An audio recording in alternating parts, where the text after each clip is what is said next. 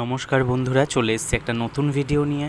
আজকে দেখাবো একটু নিরামিষ সুজির উপমা বা নোনতা সুজি। তার জন্য আমি এখানে প্রায় 200-250 গ্রাম মতো সুজি নিয়েছি একটু বিনস, গাজর আর ক্যাপসিকাম, আর একটু আলু ছোট্ট ছোট্ট করে কুচিয়ে নিয়েছি এগুলো, আর দিয়েছি 3-4টে কাঁচা লঙ্কা। এরপর কড়াইয়ে প্রথম খোলায় শুকনো কড়াইয়ে সুজিটা একটুখানি ভালো করে নেড়ে নেব, যতক্ষণ পর্যন্ত সুজির গাগুলো একটু বেশ হালকা রং ধরছে, মানে সাদা ভাবটা চলে যাবে আর সুন্দর একটা গন্ধ বেরোবে সুজিটা ভাজার, তখন বুঝতে পারবেন যে সুজিটা মোটামুটি ভাজা হয়ে গেছে। এইভাবে এটা নেড়ে যেতে থাকতে হবে ক্রমাগত, না হলে কিন্তু নিচের দিকগুলো বেশি কালচে হয়ে যাবে। সুজিটা আমার ভাজা মোটামুটি হয়ে গেছে এবং বুঝতে পারবেন সুজিটা বেশ একদম ঝুরঝুরে হয়ে যাচ্ছে, তখন বোঝা যাবে ভাজা হয়ে গেছে। এরপর কড়াইয়ে দিয়ে দিচ্ছি সাদা তেল আর অল্প একটু পরিমাণ ঘি। তারপর যখন তেল আর ঘিটা গরম হয়ে যাবে দিয়ে দেবো একটু সর্ষে ফোড়ন, গোটা সর্ষে, আর আমার কাছে একটু শুকনো কারি পাতা ছিল, আপনারা গাছের টাটকা কারি পাতাও দিতে পারেন। দিয়ে ফোড়ন দেওয়ার পরে দিয়ে দিচ্ছি এখানে ছোট্ট ছোট্ট করে কুচিয়ে রাখা আলুটা। আলু যেহেতু একটু সেদ্ধ হতে সময় লাগবে, তাই আলুটাকে প্রথম দিয়ে দেবো। এরপর এটা ভালো করে একটু ভেজে নিতে থাকবো। দিয়ে দিচ্ছি 3-4টে কাঁচা লঙ্কা। একটা কাঁচা লঙ্কা একটুখানি নষ্ট হয়ে গেছিলো, ওর জন্য ওটা বাদ দিয়ে বাকিটা দিয়ে দিলাম। আর দেবো একটু কাঁচা বাদাম। কাঁচা বাদামটা আমি একটু জলে ধুয়ে নিয়ে বাদামটা দিয়ে দিয়েছি। আলুর সাথে বাদামটাও আমি ভেজে নেব একটু ভালো করে। তারপর বাকি যে সবজিগুলো কাটা ছিল, ক্যাপসিকাম, গাজর আর বিনস, এইগুলো আমি ধুয়ে নিয়ে দিয়ে দিচ্ছি। এটা যেদিন আপনারা নিরামিষ থাকবে না সেদিনকে আপনারা এর সাথে পেঁয়াজ দিতে পারেন। পেঁয়াজ দিলে খেতে আরও টেস্ট হয়, খেতেও আরও ভালো হয়।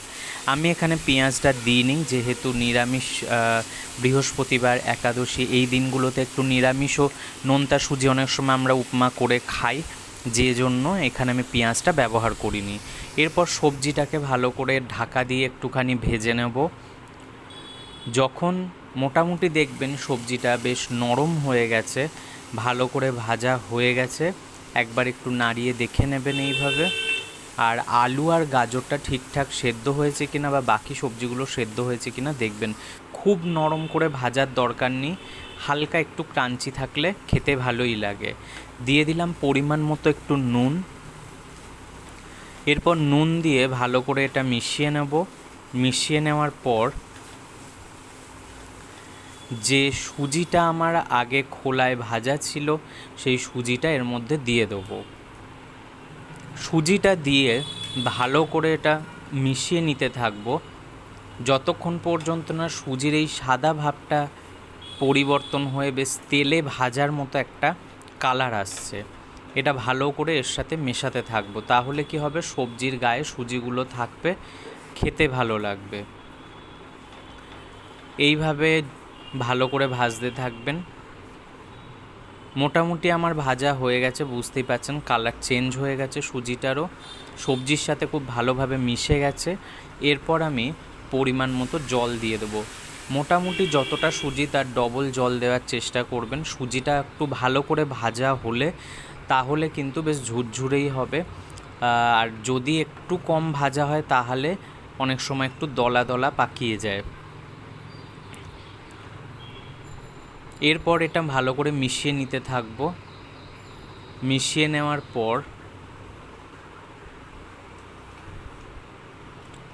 দিয়ে দেব পরিমাণ মতো একটু চিনি, কারণ বেশ নুন মিষ্টি ব্যালেন্স হলে সুজিটা খেতে ভালো লাগে। আর কাঁচা লঙ্কা দেওয়া আছে, একটা হালকা ঝালও হবে। সুজিটা আমার মোটামুটি হয়ে গেছে। এখন গরমে একটুখানি এরকম গায়ে লাগা থাকে, তারপরে এটা ঠান্ডা হলে একটু ঝরঝরে হয়ে যাবে। তবে আজকে মনে হচ্ছে সুজিটা আমারও একটু কম ভাজা হয়েছে, সুজিটা আরেকটু বেশি ভাজতে হতো, খোলায় ভাজাটাই আরেকটু দরকার। সুজিটা এইভাবে বানিয়ে একবার দেখবেন, খেতে খুবই ভালো হয়। ভিডিওগুলো ভালো লাগলে লাইক কমেন্ট করবেন। ধন্যবাদ।